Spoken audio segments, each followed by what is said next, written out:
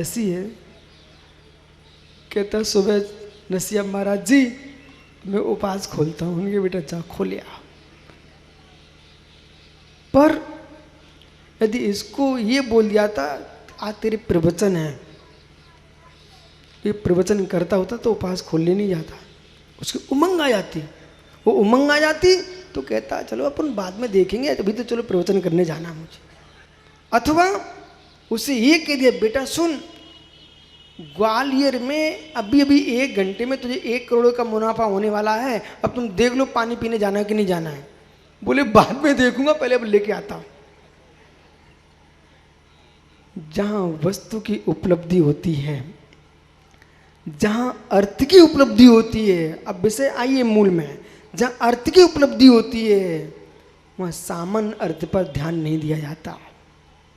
जहां पर विशेष अर्थ की उपलब्धि होती है वहां सामान्य अर्थ पर ध्यान नहीं दिया जाता है। अभी विधायक जी संजू आ जाए ना तो रबसन वहां खड़े होकर लेने जाएंगे, और मित्र और मुख्यमंत्री आए तो संजू साथ में जाएंगे, और राष्ट्रपति आ जाए तो तुम्हारे मुख्यमंत्री रबसन के साथ जाएंगे। बोले भैया अपन लेके आ रहे हैं उनको। गोमटेश में मालूम कर्नाटक के मुख्यमंत्री जी बेचारे हर दिन अगवानी करते थे, क्योंकि जब बड़े बड़े नेता आते थे ना तो उनको अगवानी करना पड़ती थी। बोले क्यों? बोले तुम्हारे प्रदेश में आए हैं, तुमको अगवानी करना पड़ेगी। उस दिन वो मालूम वो पूछते हैं कार्यकर्ता की भांति क्या करना भाई बताओ। तब देखने को मिलता है रबसन भैया कितनी बारातों में जाके घूम के आ जाओ, जब स्वयं के बेटे की शादी होती है तब मालूम चलता कि कैसे काम करना पड़ता। और नहीं तो ये अहिंसा वालों से पूछ लो, इनको ने बोल के रखा तुम अभी तो तुम मात्र सेवा कर रहे हो, न चातुर्मास का आनंद लूट रहे हो, न शिविर का आनंद लूट रहे हो, आपने वाचना का और न आपने गोष्ठी का।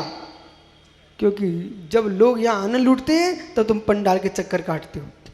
और नहीं तो पूछो तिलक भैया से, गजरत महोत्सव में बहुत कराई ने भैया ने, जब कार्यकर्ता होते ना पंडाल के चक्कर काटते हो, फिर मालूम दूसरे गांव में जब गजरत होता तो वहां देखने जाता है। जितनी बालक महाराजों को हार देने जाते ना, मालूम माँ आपको लगता है बच्चे क्यों भीड़ जुड़ा रहे हैं, इनकी ताकत तुम्हारे घर में हार देने की ये है। जब इनके स्वयं के घर में हार होता ना तो बेचारे किनारे खड़े हो जाते हैं। देखो सबके सिर हिल रहे कि नहीं हिल रहे? हाँ सही बात है बेटा, समझा करो स्वयं की बिटिया की विदाई होती ना तो सब बाप ठंडे हो जाते हैं। अनुभव के बिना जो जिएगा वो ज्ञानी संसार में कभी सफल नहीं हो पाएगा। व्यक्ति के जीवन में अनुभव आना चाहिए।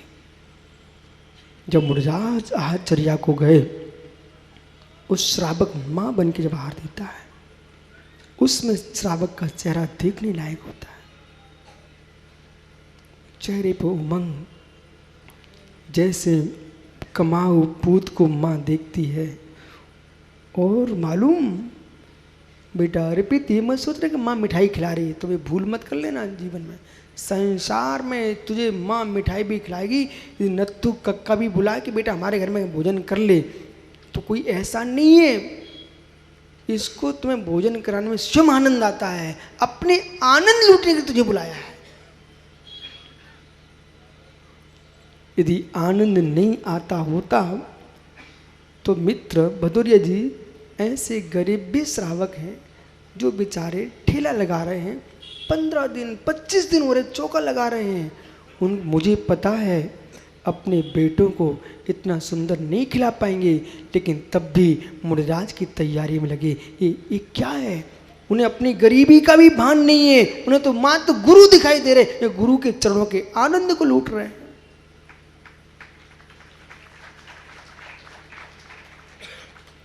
प्रभु की भक्ति में और गुरु की उपासना में गरीब अमीर का कोई भेद नहीं होता, कोई भेद नहीं होता, कोई भेद नहीं होता। यहां तो एवं भूत नहीं लिखी। जैसे इस श्री मंडप में धनपति भी है, सामान्य जीव भी हैं, लेकिन प्रवचन सुनने के काल में सबके परिणाम समान है। इटा वाले भैया मित्र, जीवन में आप कैसे स्वार्थी आदमी हो, जब तुम्हें मन करता तो अकेले आ जाते हो। मित्र, यदि किंचित भी तुम वात्सल्य अंग से भरे हो तो इटावा में जाके ये बोलना कि कोटि कोटि द्रव्य खर्च कर सकते हैं, हम निर्माण मंदिर का करा सकते हैं, पर जो जिनवाणी सुनते उसमें विशुद्धि आती है वो हम कहीं पैसों से नहीं खरीद पाएंगे। आप अपने हिसाब से समझो, पर मैं तो आपको ध्रुव सत्य बोल रहा हूँ कि मुझे प्रवचन करने में जो आनंद आता है, मैं तो केवल ही भगवान से ईर्षा करता। कुंद कुंद से ईर्षा करता हूँ, केवली से ईर्षा करता हूँ। प्रभु, आपके लिखे ग्रंथों का वाचन करके जब मुझे इतना आनंद आता है, आपने समय साथ जैसे ग्रंथ लिखे हैं, आपके आनंद कैसा होगा। हे वर्धमान, आप समय सार बन के जिए हो, आपका आनंद कैसा होगा।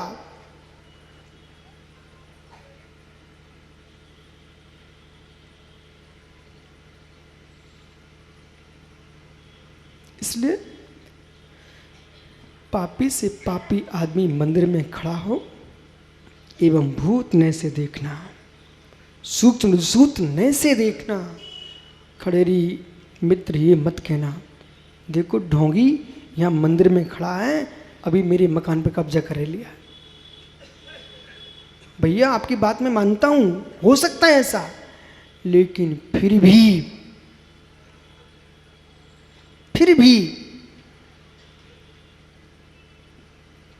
कर्म की प्रकृतियां अलग अलग हैं और राकेश जैसे विद्वानों को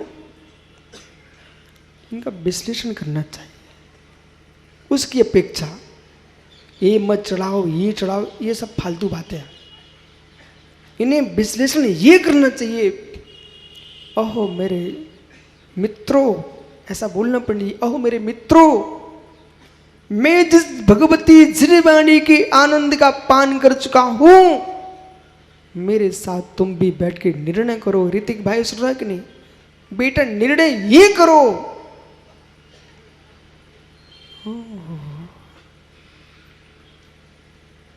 चेहरे चेहरे अलग अलग हो सकते हैं, पल पल की पलकों की उठने चढ़ने की टमकार नेत्र की अलग अलग हो सकती है, लेकिन मां जिनवाणी का स्वाद अलग अलग नहीं, हर प्राणी को समान होता है।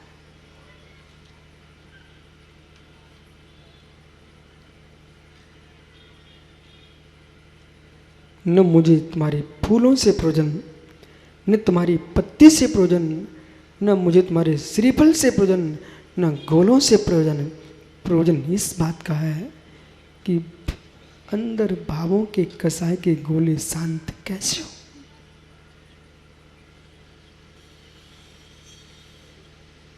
गुणस्थान की व्याख्या करो, मार्गण स्थान की व्याख्या करो, पर्याप्ति प्राण की व्याख्या करो, फिर इनसे शून्य भगवान आत्मा की व्याख्या करो। इनसे शून्य भगवान आत्मा की व्याख्या करो। भगवान की व्याख्या करने वाले पंडित कोटि कोटि हैं। तो लोग भैया आप, मुझे मालूम है क्यों मेरे पास आते हो, मुझे मालूम है मित्र, आपको बोध है महेश, यानी कि भगवान जो हो चुके हैं उन भगवंतों की व्याख्या करके प्रभु का पुराण सुनाने वाले, प्रभु भक्ति को बताने वाले कोटि कोटि विद्वान संजय भोपाल, लेकिन निज के भगवान आत्मा को कहने वाले लोग इस संसार में बिरले ही जीव हैं।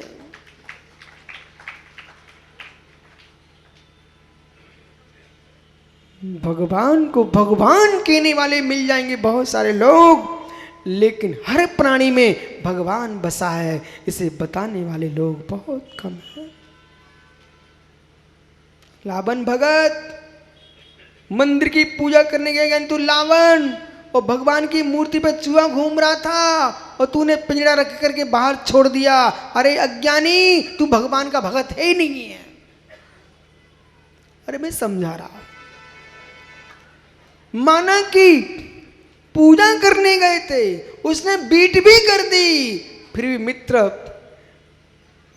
जिन बिंब के भगवान की भक्ति करना, उनका मार्जन करके प्रक्षालन कर लेना, लेकिन वो शक्तिमान भगवान को पिंजड़े में बंद मत करना, पुआ खिलाना चलेगा? इतने बोले नहीं हो आप। मैंने तो किसानों को देखा है, रवसेन भैया, अपनी आंखों से किसानों को देखा है, उनके खेत में भी फसल तो काटने लगते हैं चूहा, वे पिंजरा नहीं रखते, पुआ रखते हैं। देखो अभी भदौरिया की मुंडी हिल रही है, नहीं इनकी बातें हमें बताना पड़ती सब। पुआ रखते, पुआ पता है आपको, शुद्ध डालडा के नहीं, सरसों के तेल के भी नहीं, शुद्ध घी के पुआ। अरे माताएं मालूम क्या गई, बोले महाराज हम अपने बच्चों को नहीं खिला पा रहे, उनको कौन खिलाएगा? शुद्ध घी के पुआ। इसका मतलब ये मत समझ में भैया रवसेन ये बहुत ज्ञानी लोग हैं, बोले आज इनने महाराज ने पुआ की बात बताई है, अब पुआ ही खिलाएंगे। सो मालूम चला कि लो महाराज पुआ, लो महाराज पुआ। भैया परेशान मत करना, हो एक कलयुग है, कलयुग, बहुत ज्ञानी लोग हैं। हो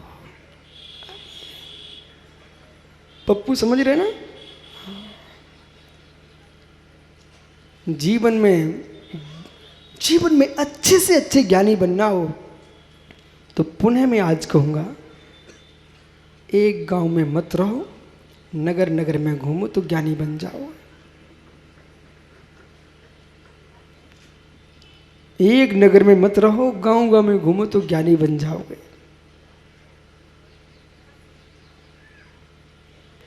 धनी बनने के लिए नगर नगर घूमते हो ना, ऐसे ज्ञानी बनने के लिए नगर नगर घूमना पड़ता है। जब माँ भोजन कराती है, आप विषय पकड़ना मैं क्या बोल रहा हूँ, माँ भोजन कराती है, तब मुनिराज के चेहरे को देखती है। किसान भी, रवसेन भैया भारत के किसान की बात कर रहा हूँ, कोई विदेशी किसानों की बात नहीं कर रहा, क्रूर लोगों की बात, भारत की बात कर रहा हूँ। ये माँ से मैंने पूछा कि देश का किसान चूहों को घी के पुए रखता है, तो ये बेचारी कहती बेटे को नहीं खिला पाते। पर आप तो देहातों में घूमते ना भैया, और नेता हो तो घूमना ही पड़ेगा। मित्र, सेठ पैसा दे सकते हैं, भावना किसानी देते हैं, भोजन किसानी देता है। तुम जितने बैठे यहाँ, भोजन कौन दे रहा है? किसान दे रहा है। बालक सुन, जीवन में किसान की पवित्र दृष्टि कहो अथवा नीति कहो, किसान की मां ने यदि घी की पूड़ी बना के भेजी है खेत पर, और सच्चा किसान यदि है, तो मित्र पूरी सपाट नहीं करता। भले एक टुकड़ा बचाएगा, पर दोनों बैलों के मुख में देगा।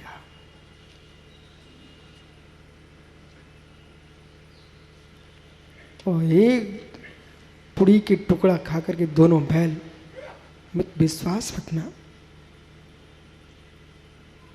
जब किसान भोजन करने बैठता है मेड़ पर, तो बैल अपनी घास देखना बंद कर देते हैं, किसान की टिपन को देखते हैं। वे भी जीव है। यहां तक कि खेत पर घूमने वाला कुत्ता भी किसान के सामने आके बैठ जाता है, उसके मन में भाव आता है मेरा भी हिस्सा मिलेगा। मित्र, किसान पूरा गप कर जाए तो 3 प्राणी दुखी होते हैं, श्वान, 2 बैल। यदि मात्र 2 टुकड़े 3 टुकड़े बचा लेता है और 1 श्वान को फेंक दिया, 2 बैलों को खिला दिए, मित्र विश्वास रखना इसके बाद हल जोतता है, बैलों के चलने की गति बदल जाती है। उन्हें विश्वास है ये हमसे काम लेते हैं तो मुझे कुछ स्वीक मानते भी हैं। ऐसी नीति देश के मुखिया, घर के मुखिया सीख लें, जिससे काम लेते हो उसका ध्यान भी रखो। बेटा, दोनों बालक सुनो, यदि बेटा तुम्हारे पिताजी तेरे ऊपर खर्च करते हैं इतना सारा, तुमने सुबह से इनके पैर छू लिए ना, विश्वास मान बेटा, ये अपना सारा खर्च भूल जाते हैं। और विश्वास ना हो तो तुम कल सुबह देख लेना, जितनी आप बेटे बैठे हैं, तुम्हारे पिता ने तुम्हारे लिए करोड़ों खर्च कर चुके हैं। यदि